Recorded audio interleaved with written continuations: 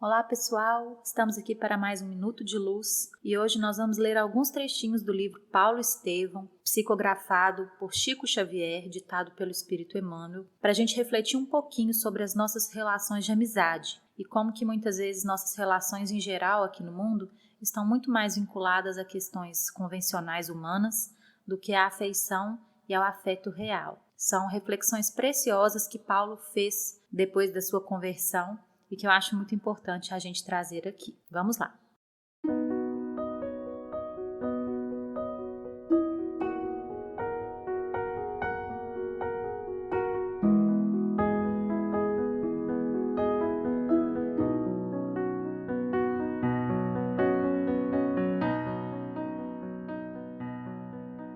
Então, contextualizando as nossas reflexões de hoje, Emmanuel narra um encontro entre Saulo e Sadoc, dois fariseus jovens muito empenhados na defesa da lei, amigos, conversando sobre o namoro de Saulo com Abigail, conversando sobre as tricas do farisaísmo a que os dois pertenciam, pensando na defesa da lei frente aos cristãos da época. Dois amigos conversando, bebendo vinho no terraço da casa em Jerusalém. Então vocês podem imaginar essa cena, dois jovens saudáveis, animados, cheios de energia para a vida, defendendo seus ideais, se divertindo, amando, enfim, vocês podem imaginar como seria essa amizade. Sadoc foi um dos que apoiou Saulo incondicionalmente na sua perseguição aos cristãos. Ele era o líder das perseguições em Damasco. E após a conversão de Saulo, às portas de Damasco, o servo Jacó pergunta para Saulo, que estava chorando, cego, emocionado, revirado com aquele encontro inesperado com Jesus. Quem não ouviu ainda pode ouvir o episódio sobre a conversão de Saulo e ler o livro Paulo Estevão. Após esse momento, Jacó pergunta a Saulo: o que eu faço com você agora? Né? Onde que eu te levo? O que eu posso te ajudar? Como que a gente vai fazer? E aí Saulo pede que Jacó o leve à casa do seu amigo Sadoc, em Damasco, para que ele pudesse encontrar com alguém que lhe oferecesse algum conforto moral naquele momento. Mais do que assistência material, ele se sentia na necessidade de algum apoio moral, de conversar com um amigo. E ele chega à casa do Sadoc e pede ao servo que vá lá conversar com ele, explicar a situação e pedir ajuda. E a resposta de Sadoc, diante daquela narrativa da conversão de Saulo, o maior e primeiro perseguidor dos cristãos daquela época, se mostrando convertido naquele momento ao cristianismo, a resposta de Sadoc foi inesperada para Jacó, que era um servo e sabia que Sadoc era amigo de Saulo, e também para Saulo. A resposta de Sadoc foi essa: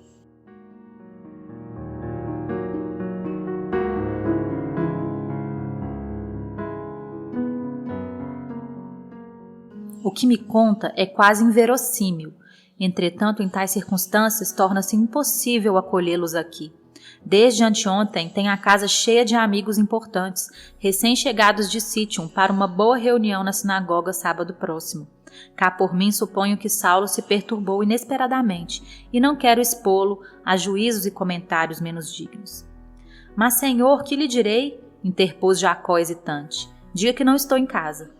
Entretanto, encontro-me só com ele, assim perturbado e enfermo, e como vedes, a noite é tempestuosa.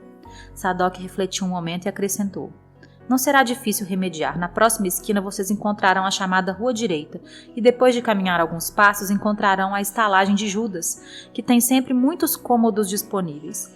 Mais tarde procurarei lá chegar para saber do ocorrido. Ouvindo tais palavras, que pareciam mais uma ordem que resposta a um apelo amigo, Jacó despediu-se surpreso e desanimado. Senhor, disse ao rabino regressando ao portão de entrada, infelizmente vosso amigo Sadoc não se encontra em casa. Não está? Exclamou Saulo admirado. Daqui lhe ouvi a voz, embora não distinguisse o que dizia. Será possível que meus ouvidos estejam igualmente perturbados? Diante daquela observação tão expressiva e sincera, Jacó não conseguiu dissimular a verdade e contou ao rabino o acolhimento que tivera, a atitude reservada e fria de Sadoc.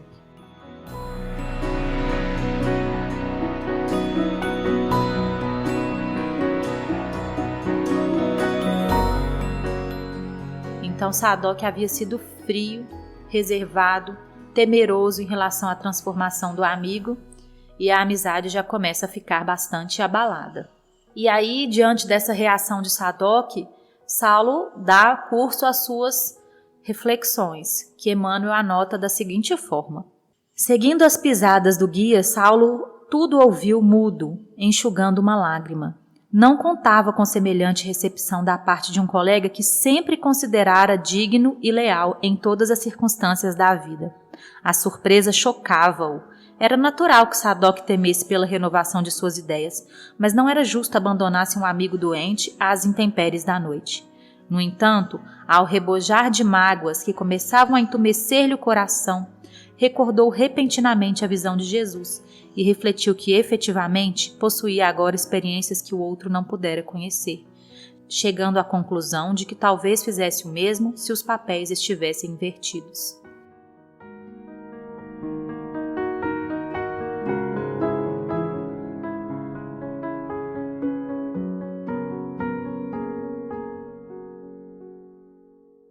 Nesse trecho eu acho muito interessante que Saulo nota a diferença, do tratamento do Sadoc em relação a ele, que a amizade já começa a se transformar.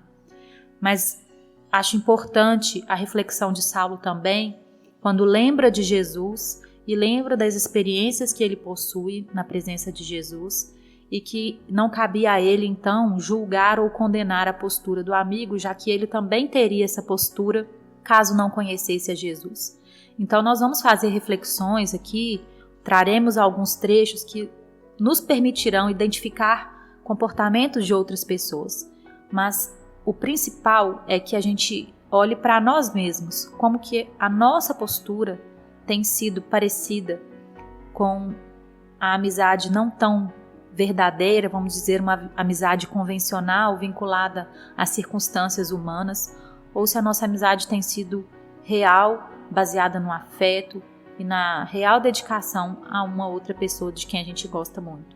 Então, não é para a gente julgar, apesar de que é impossível não fazer análises, mas não é para a gente julgar pessoas e grupos, mas para a gente refletir sobre o nosso comportamento nas relações mesmo. Quão genuínas têm sido as nossas relações e como elas podem ser mais genuínas a partir desse entendimento do cristianismo.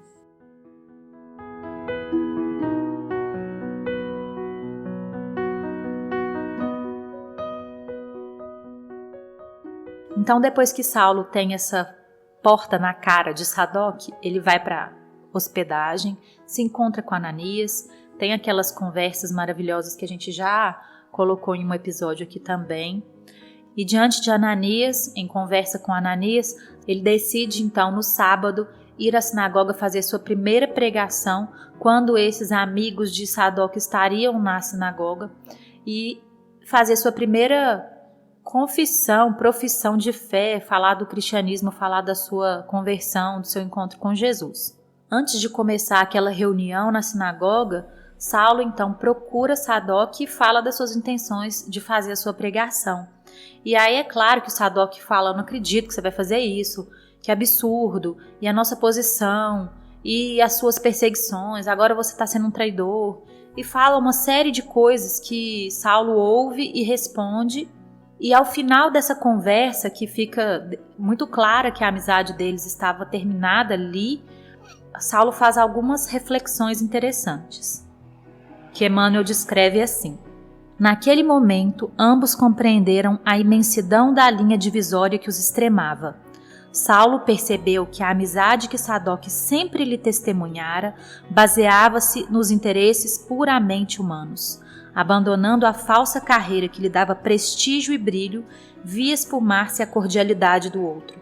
No entanto, de tal cogitação, logo lhe veio à mente que também ele assim procederia, provavelmente, se não tivesse Jesus no coração. Então, mais uma vez, Saulo faz essa reflexão de que a amizade de Sadoc, e isso não é fácil de reconhecer, não é simples, muitas vezes é dolorido.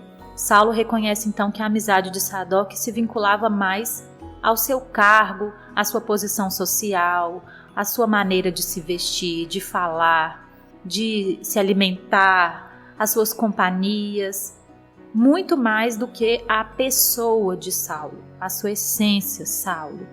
Então esse afeto condicionado a algumas circunstâncias fez Paulo perceber que aquela amizade não era tão verdadeira assim, não era tão genuína assim.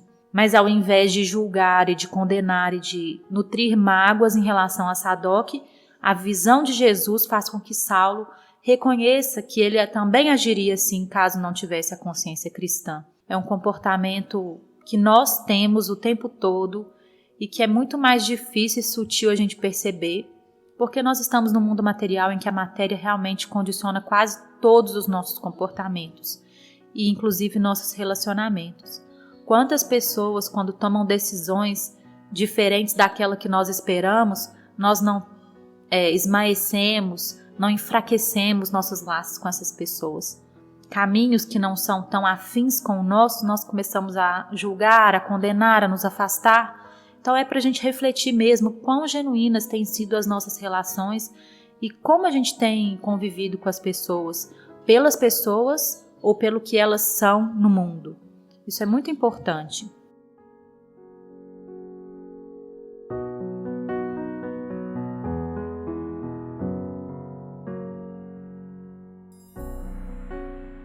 E agora eu gostaria de mostrar o contraponto disso. Após a pregação de Saulo, então, nessa sinagoga de Damasco, os judeus da cidade recebem ele muito mal. Alguns queriam tratá-lo como um traidor, um desertor, outros queriam tratá-lo como um doente mental, mas nenhum foi gentil ou ouviu o que ele tinha para dizer. Enfim, foi uma catástrofe. Saulo estava ali para defender Jesus, achando que com aquela vaidade humana que ele trazia como rabino, com sua oratória, com a sua posição, ele convenceria os irmãos em crença, antiga crença, mas é claro que isso não aconteceu, conforme Ananias já havia alertado. E aí ele volta para Ananias, decepcionado, chateado, chorou na sinagoga porque a vaidade humana do rabino não sabia perder ainda. E ele perdeu naquele momento, naquele discurso. E então Ananias leva Saulo para uma reunião cristã dos cristãos de Damasco. Não havia uma igreja propriamente em Damasco, mas havia uma reunião na casa de uma mulher que alugava a sala para as reuniões cristãs para ajudar nos custos de um filho paralítico. E ali os cristãos da cidade de Damasco se reuniam para falar sobre o evangelho, para fazer suas orações. E é nessa reunião que Ananias leva Saulo. Ananias lê alguns trechos do evangelho de Jesus, das anotações que ele trazia, esparsas consigo, comenta, distribui água, um pão é distribuído também entre os cristãos da reunião. E Emmanuel diz que Saulo percebe aquela reunião íntima e simples, com pessoas do povo, simples também, como se fosse uma miniatura da igreja de Jerusalém, ainda mais simples, com as pessoas sofridas, pessoas doentes, pessoas que passavam por necessidades inúmeras. E aí ele faz as seguintes reflexões. É um trecho mais longo, mas como vocês já estão acostumados, eu não posso deixar de ler.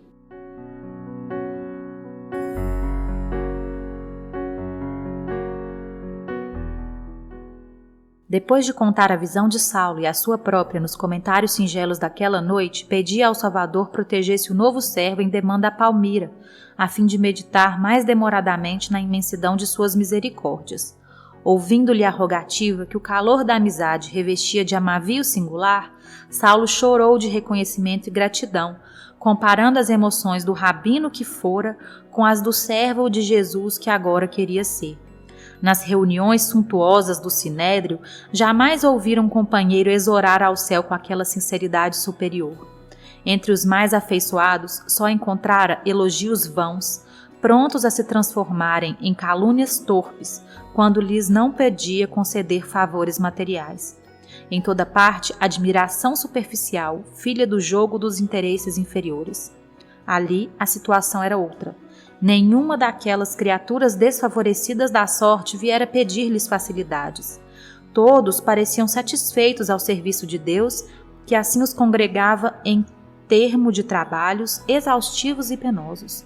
E, por fim, ainda rogavam a Jesus lhe concedesse paz de espírito para o seu empreendimento. Terminada a reunião, Saulo de Tarso tinha lágrimas nos olhos. Na Igreja do Caminho, em Jerusalém, os apóstolos galileus o trataram com especial deferência, atentos à sua posição social e política, senhor das regalias que as convenções do mundo lhe conferiam. Mas os cristãos de Damasco impressionaram-no mais vivamente, arrebataram-lhe a alma, conquistando-a para uma afeição imorredora, com aquele gesto de confiança e carinho, tratando-o como irmão. Vou selecionar um outro trechinho aqui que também continua essas reflexões. Teve a impressão de que nas genuínas comunidades do Cristo, a amizade era diferente de tudo que lhe dava expressão nos agrupamentos mundanos. Na diversidade das lutas sociais, o traço dominante das relações cifrava-se agora a seus olhos nas vantagens do interesse individual, ao passo que na unidade de esforços na tarefa do mestre havia um cunho divino de confiança, como se os compromissos tivessem um ascendente divino, original. Todos falavam como nascidos do mesmo lar. Se expunham uma ideia digna de maior ponderação, faziam-no com serenidade e geral compreensão do dever. Se versavam assuntos leves e simples, os comentários timbravam franca e confortadora alegria. Em nenhum deles notava a preocupação de parecer menos sincero na defesa dos seus pontos de vista, mas, ao invés, lhanheza de trato sem laivos de hipocrisia, porque, em regra, sentiam-se sob a tutela do Cristo, que, para a consciência de cada um, era o amigo invisível e presente, a quem ninguém deveria enganar. Agora compreendia que a palavra irmão, largamente usada entre os adeptos do caminho, não era fútil e vã. Os companheiros de Ananias conquistaram-lhe o coração. Nunca mais esqueceria os irmãos de Damasco.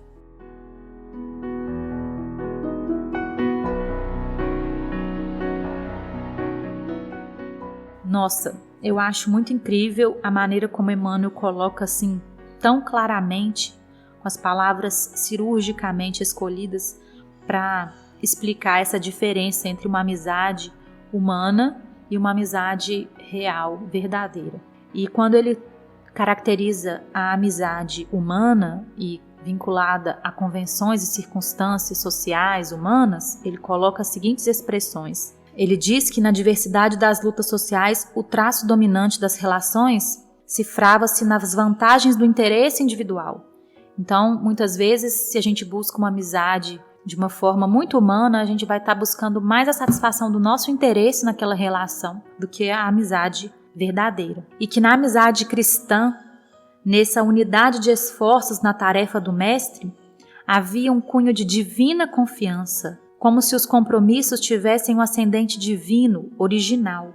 Então, quer dizer, a amizade com Jesus é uma amizade de confiança. Esse trecho também em que Emmanuel coloca que na amizade cristã, nenhuma pessoa tem a preocupação de parecer menos sincera na defesa dos seus próprios pontos de vista. A gente não vê tanto isso, né, gente? Quando a gente está num relacionamento, numa amizade, parece que cada um quer defender o próprio pensamento, as próprias ideias. E na amizade cristã verdadeira, a gente sabe que Jesus está presente nesse relacionamento e que não há necessidade da gente se defender ou da gente colocar o nosso ego em destaque, ou da gente parecer menos sincero, da gente falar alguma coisa com hipocrisia para que a gente se sinta melhor. Enfim, são tantas nuances do relacionamento e que esses livros de Chico Xavier, não somente o Paulo Estevão, mas tantos outros, nos fazem refletir e perceber. Mais uma vez, a gente está colocando esse trechinho aqui para nós refletirmos sobre as nossas atitudes, para a gente não cair na mágoa em relação às atitudes convencionalistas e amizades não tão verdadeiras dos outros. A gente não precisa entrar nessa vibração da mágoa e da falta do perdão, porque a gente sabe que quando a gente tem a consciência cristã, cabe a nós uma postura diferente nas nossas relações, nas nossas amizades. Que a gente então comece a criar relações baseadas na confiança, na sinceridade, na simplicidade, na humildade, no sincero desejo de ver o outro feliz, de contribuir de alguma forma para essa relação e não simplesmente gostar de alguém pelo que ela veste, pelo que ela tem, pelo destaque, pelo que ela sabe, pelo intelecto, pela fala ou por uma série de outras características que são tão humanas. Que a gente possa ao máximo espiritualizar as nossas relações, baseando-as na fraternidade, na consciência de que somos todos filhos de Deus que deu a cada um circunstâncias diferentes momentaneamente, mas que em essência somos todos filhos do mesmo Pai e merecemos o mesmo afeto, a mesma sinceridade nas relações, a mesma transparência, a verdade dos sentimentos mais puros que a gente puder dedicar ao outro. Então esse é o nosso convite do Minuto de Luz de hoje. Espero que esse minuto tenha te feito bem, tenha iluminado seus pensamentos, seus sentimentos. Esse livro, Paulo Estevão, realmente nos faz lembrar desse sentimento cristão mais puro e tem esse poder de nos iluminar por dentro. Mente, sentimentos, pensamentos, atitudes. Então vamos aproveitar. Não deixem de ler o livro Paulo Estevão e qualquer dúvida, comentário que eu puder responder, escrevam para contato minutodeluz@gmail.com. Um grande abraço e até a próxima.